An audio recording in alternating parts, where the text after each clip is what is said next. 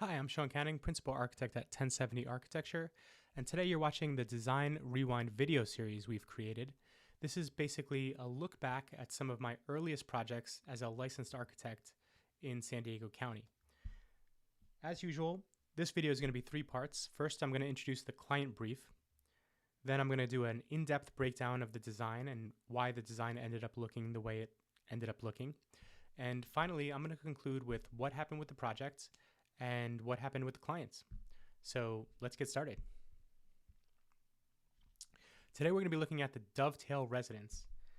And I remember this project. It's probably about 6 to 8 years ago that I designed this project. The scope of work was an addition of a master suite, a home office, and a large exterior pavilion. And the project was single family zoned. And I remember the challenges on this project included matching an existing traditional style architecture, and the clients were not very into modern architecture, so I was a little out of place on this project, to be quite honest. There was also an HOA, and finally, I was hired by the general contractor here, and if I remember correctly, all communication had to go through the general contractor before it went to the client. Now, that's an incredibly difficult position to put yourself in as any designer, but especially as an architect. And these days, we absolutely do not work in that capacity. We always contract directly with the stakeholder. And you can imagine not only communicating through a general contractor to a client would be difficult, but communicating complicated ideas and decisions through a general contractor certainly would be very difficult. So this was the floor plan, and basically what I'm showing here is this was the area that this was basically the only area we had to build because the setback was like right here. So we just didn't have too many opportunities as to where this addition was going to go. So I know this changed quite a few times, but basically I had planned that a bathroom was going to be here, a bedroom was going to be here, and then the office was going to end up being somewhere over here. It's not shown on this plan, but like I said, this plan, generally on our projects, our floor plans go through lots of iterations before they end up with the perfect floor plan. I guess this would have been a closet space. So as you can see, it was a very traditional design, and the pavilion is already looking very well out of place. I think ultimately we ended up going with a gable roof pavilion, which was a much better option. So what I'm trying to do here, this was the existing home, like somewhere in here. That's the existing home. And I'm trying to create a connection space right in here. So kind of introducing a new wing to a home. This is a great way to kind of add a master suite to a home. But again, it's that setback and this clearance here, which is really creating quite the challenge. So we started with this existing gable ridge. The home has all these gable ridges all over it. So I wanted to kind of play off of that, and that's what you're seeing me try to set up over here. This was an attempt to merge a flat roof, so that would be kind of like a low slope roof that would tie back, and then all the drainage would come in here. And then here you're starting to see some step backs in that existing roof, in that proposed roof. This is the existing home. This is the proposed home. And now I'm going to go through a series of different iterations of the design. So here was the bathroom. I believe we had an access to that bathroom for guests who were out on this patio space here. And then it was bedroom, closet, sort of this foyer space, and then office space. And then here's another iteration of that.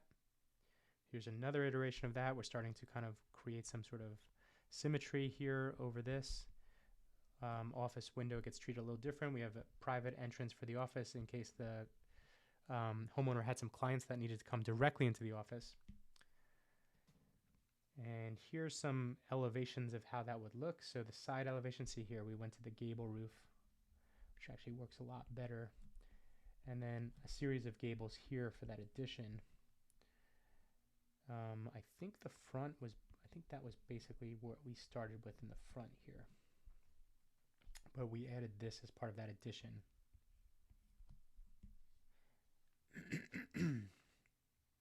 I think this is pretty close to what we ended up with. So if I remember correctly, we did get that. You enter the home here, and then you have like kind of public space here and private space here with the garage in this corner.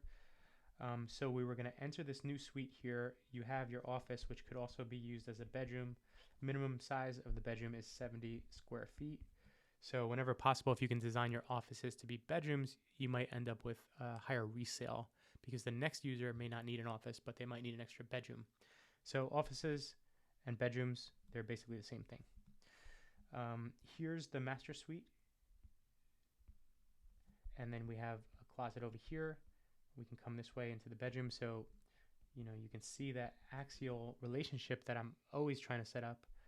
We have another closet in here, then shower, toilet room, which can be accessed directly from the patio.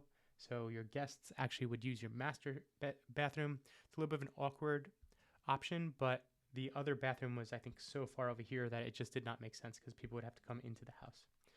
And then we have a double sink condition here. So I think that was the final layout, but I do remember doing, about 6 iterations of this. And our standard contract has 3. So by the time I'm at a 6th iteration, we have to charge hourly for this type of work. And there it is, the final design. So in conclusion, what happened with this project and what happened with this client? Well, I didn't have much of a relationship with the client due to the contractor being my point of contact to that client. Ultimately, the contractor varied so much from these drawings that we don't work together anymore. The final project looked completely different than what I designed, what we got approved by the HOA, and what the client designed or what the client desired. So I'm not sure why that happened. Like I said, I didn't have a communication avenue with the client, but ultimately they built something. It just didn't quite look like this. It looked a little bit like this, but not quite like this. So I don't know why, but I hope everybody was happy, but it wasn't the set of drawing. They didn't build what I designed for them. So sometimes that's how it works out. I'm not quite sure why. But anyway, if you like this video, please like and subscribe here on YouTube. You can also check us out on Instagram at 1070architecture. You can go to 1070architecture.com, or if you want to shoot me an email and if you want me to work on one of your projects, the best way to get in touch with me is info@1070architecture.com. Okay, see you on the next one.